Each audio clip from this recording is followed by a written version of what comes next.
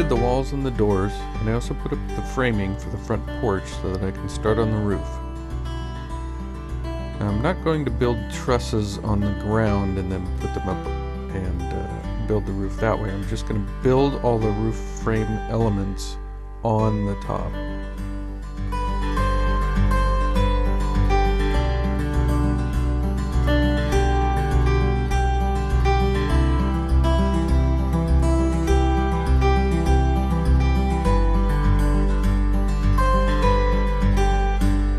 First thing I need to do is notch out a couple of 4x4 pieces to make the main braces for the trusses.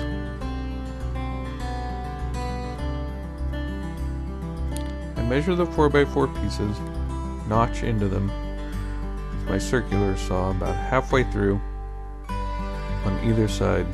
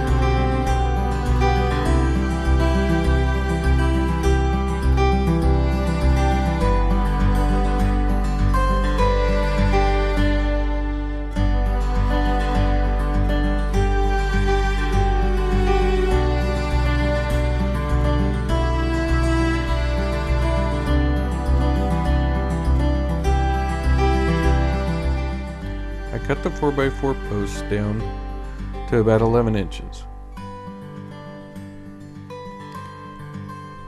I'll make 4 of these 4x4 posts that'll sit on the cross beams in the center of the shed. Then I'll measure and cut and assemble the framing pieces for the roof itself.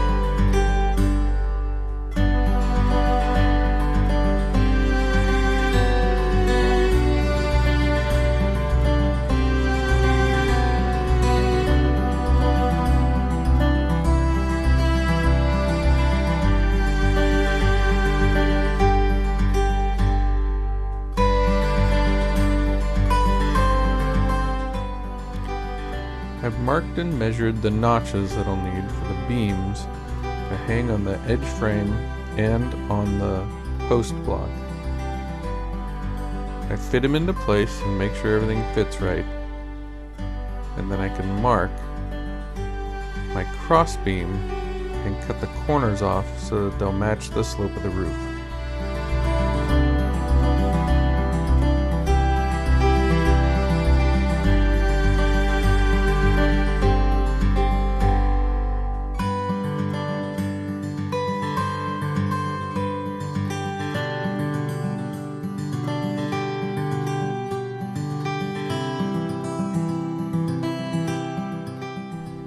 With the first pieces all cut, I can start assembling the trusses for the roof.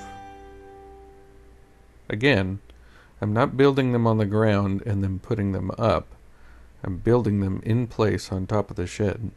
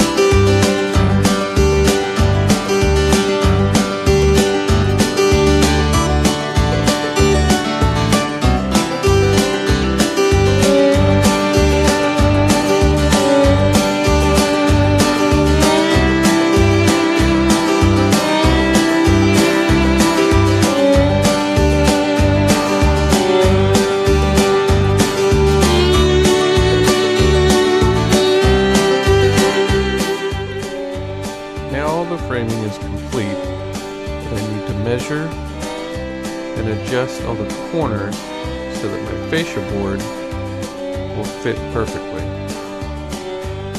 I've already trimmed all the framing pieces. Now I need to cut the fascia board at the right angle so that the pieces can joint up together. And my fascia board is going to be turned up on the corners on the outside to give it that Japanese tea house style look on the roof. I've pre-drilled and inserted the screws for the fascia board to make it easier to put it up.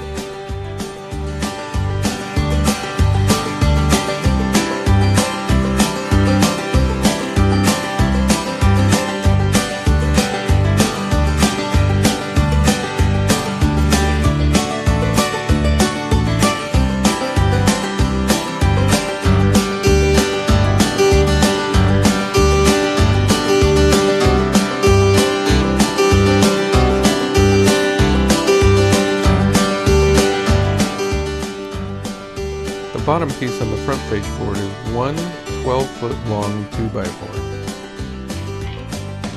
And I've capped it with angled pieces to give those corners the upturned look.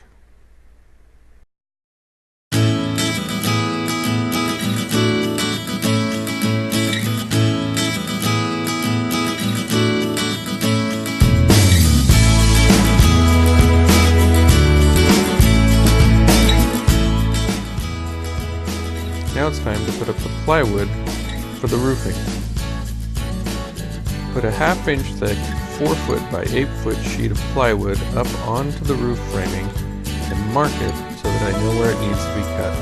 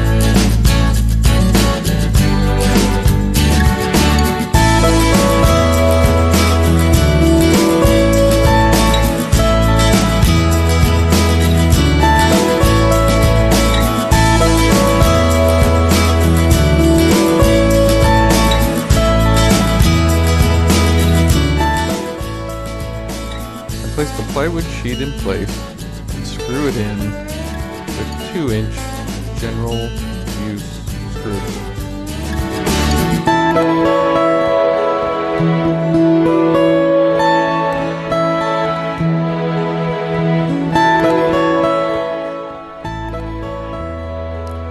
Now I can continue cutting and placing the remaining plywood for the roofing material.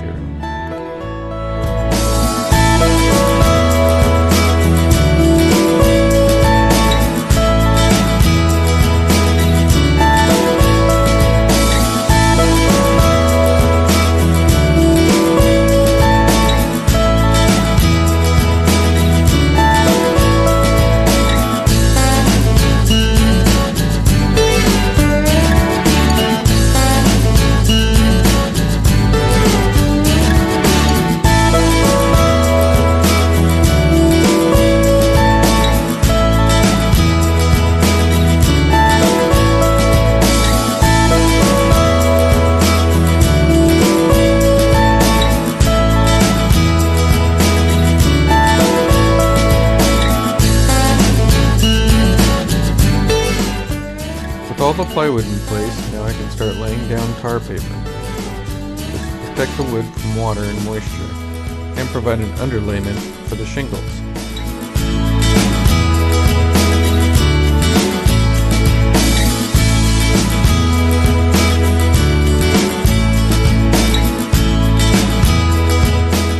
For shingles, I just got the most inexpensive asphalt shingles available at Home Depot, in a brown color that'll match the trim.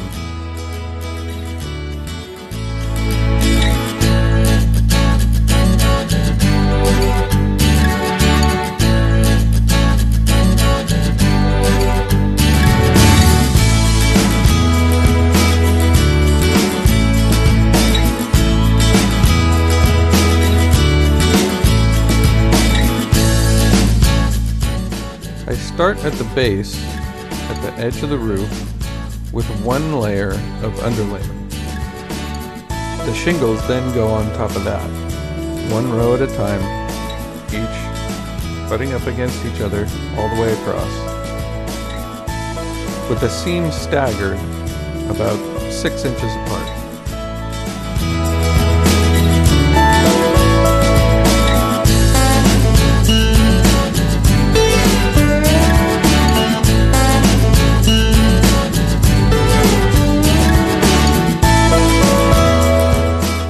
It took a long time to finish all the asphalt shingles on the roof, but we got it done, and now it's time to put on the roof cap. I build a pergola piece much like the regular roof, but this time this one's assembled on the ground, and we'll lift it and put it into place. There's a subframe that goes up on top that's square and matches up with the hole left in the roof.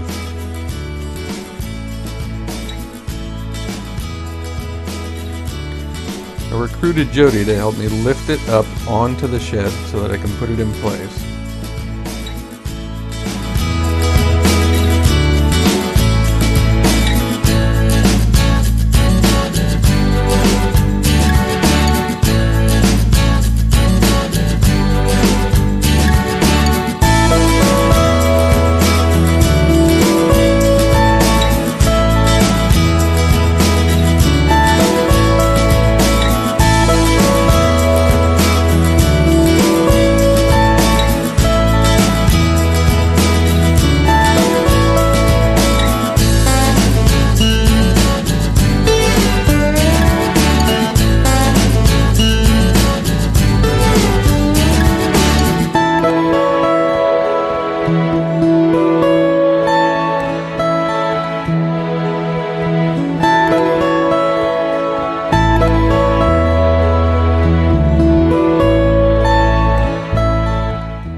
Couple more adjustments and it drops right into place. And with that, the roof is done, and just in time because the winter rains are starting to come.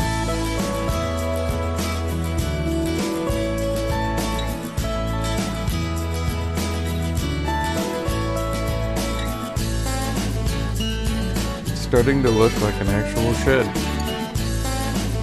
Next up, we'll add some finishing touches. Finish the trim in the windows, put in some details, add some rails, and then it'll really be a Japanese tea house.